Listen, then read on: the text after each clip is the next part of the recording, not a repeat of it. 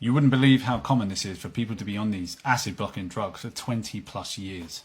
Now, this person says that they have a hiatus hernia. However you want to spell it, hiatal hernia, I get stick for that as well. But I think that hernia is a symptom and not a root cause problem. The reason I say that, I'll give you one example of many. I worked with a guy, his name was Ben, and Ben had a 7 centimeter hernia confirmed via endoscopy. And when we went back a year later for another endoscopy, the hernia had gone completely. So a 7 centimeter hernia fixed itself. And I think that's because there are things inside the stomach that create pressure, like H. pylori. It can create hydrogen gas, and then that can cause a load of burping, but also create pressure inside the stomach, forcing that lower esophageal sphincter up and then allowing the stomach up into the esophagus. Or sometimes people have a sliding hernia where it slides up and then it slides back down again. So I think for that reason, it's a symptom and not a root cause. Also, you'll get lots of people who have the surgery and then all of a sudden they still have the problem because they didn't fix the underlying problem, because the hernia is a symptom and not a root cause.